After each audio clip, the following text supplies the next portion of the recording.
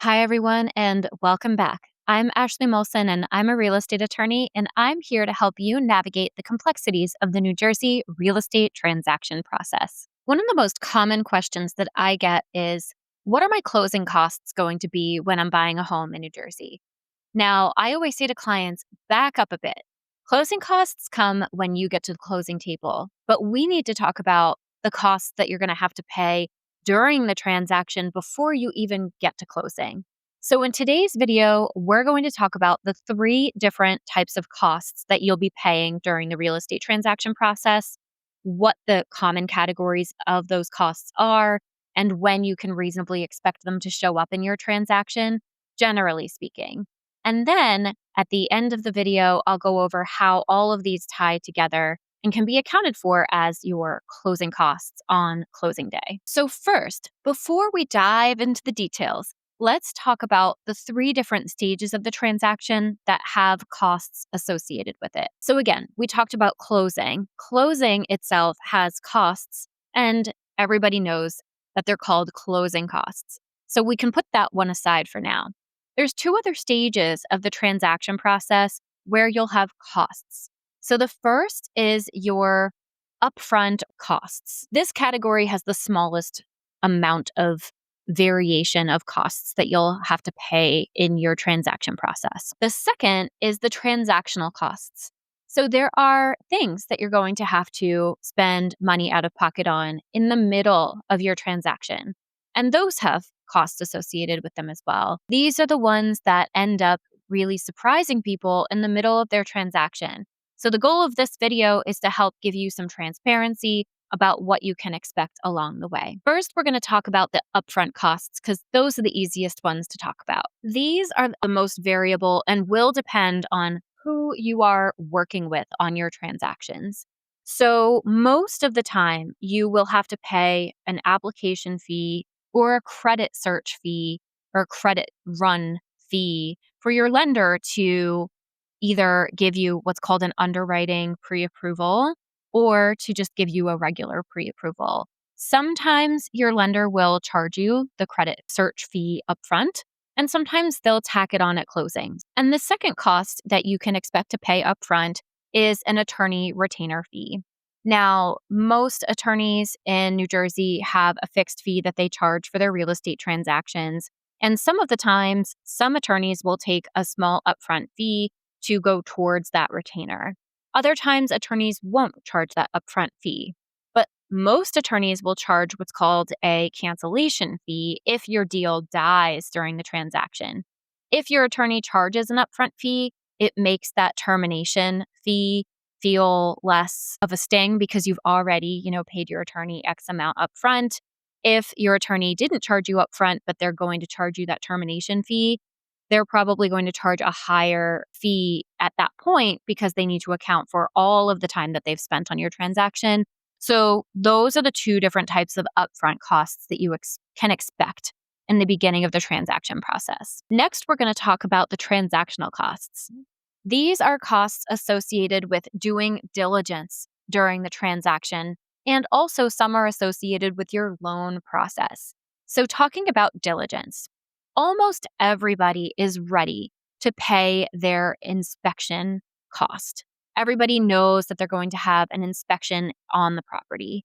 That inspection is going to be kind of the big one, the general one, where the inspector comes and they look at everything from soup to nuts, right?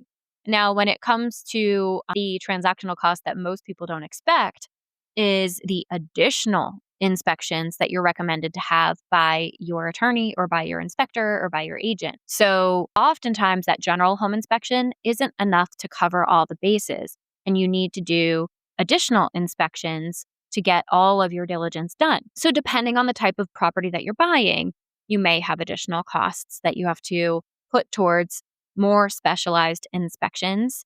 And then also your inspector may recommend deeper evaluations to be done by licensed professionals. So those are additional costs that you'll have to tack on and expect and budget for. But it's hard to know, what exactly those costs are going to be.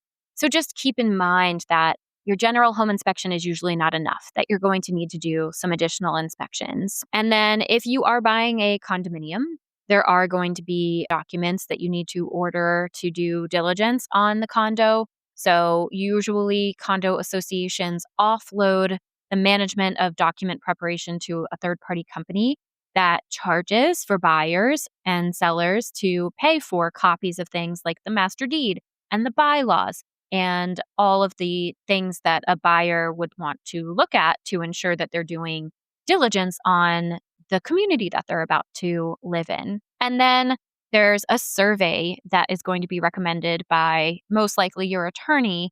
And getting a survey done is another fee that you likely didn't expect to pay. So, all of these things that I'm talking about here are diligence related. They're all related to you getting a full picture of the property you're buying from different aspects in terms of the boundary lines. And it's important that you know that these are being recommended to you so that you can negotiate issues that could only come up if you do this diligence and you actually pay for and have these inspections. And then the last one, and this is on the lending side, is getting your appraisal done. Your appraisal is usually paid for out of pocket in the middle of the transaction. And sometimes your lender can tack it on to be paid at closing, but most often this is paid in the middle of the transaction, usually via some sort of credit card authorization. All right, so those are all your transactional costs. And the ones that, like I said, are the most sneaky and the ones that most people don't expect to have to pay. And it's important to think about these costs because they are costs that you're paying. And when you're evaluating whether you're going to proceed with a transaction or not, it's important to think about, well, what have I spent so far and how am I looking at the issues that I'm negotiating? And where do I feel I'm falling on the scale of, is it worth it to really pull out of this transaction over whatever, the deal breaker is? Or is it worth it to just continue because I've already invested so much? Another thing is the mental shift that these are all things that you need to do to know and to feel comfortable buying this property and not go into it feeling blind. And how do you know you're going to be blind without knowing that you could do these inspections? So thinking of things from that perspective and the usefulness of doing all of the diligence as a leverage point to help you negotiate and help you feel comfortable buying the home. All right. And the third section. So the third section is your closing costs. And the way that all of these tie in together is that a lot of these costs, not all of them, usually not your inspections, but your survey fee, for example, that one will show up. Same thing with your loan application fees, your appraisal fee. There will be columns for paid outside of closing for certain things. And it'll be noted that you paid for some things outside of closing.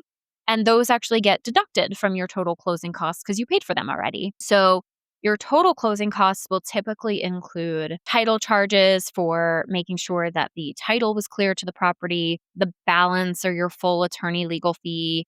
You'll have escrows that you're going to be funding for property taxes and homeowners insurance.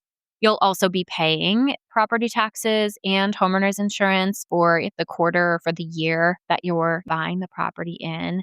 And then you'll also have certain charges that your lender will have to make sure that you're reimbursing them for, like the credit search fee, flood search fees, appraisals, and there will be loan origination fees there. If you paid to buy your rate down, that'll be on there. If there's any ancillary charges that are specific to your transaction, those will be on there as well. Municipal charges and things like that. So almost everything will be kind of wrapped up with a neat bow on that closing disclosure. And it's very important that you review that document with your lender, with your attorney, with your title person, whoever's helping you. If you have an attorney, that's the main person that you should go over that document with before you close so that you can make sure that you feel comfortable with the costs. So those are the three categories. Again, upfront, transactional, and then closing costs. And hopefully this video helped shed light on the different types of costs and charges that you'll be facing as a home buyer in New Jersey. And I hope this video was overall helpful. Please note that this video is for educational purposes only and to make sure that you talk about all of these types of details with your attorney or to hire an attorney to go over these details with them, that this video does not constitute any legal advice between the listener and myself whatsoever, but I will be here providing more educational videos going forward. So feel free to like, subscribe, and comment below with any other type of video that you'd like to see. If you have any questions that you'd like answered, I'm going to be creating videos all the time. So I'll begin a list and I will get to your questions video by video. Thanks for tuning in. And again, I'm Ashley Molson, real estate attorney, helping you navigate the complexities of the New Jersey real estate transaction process.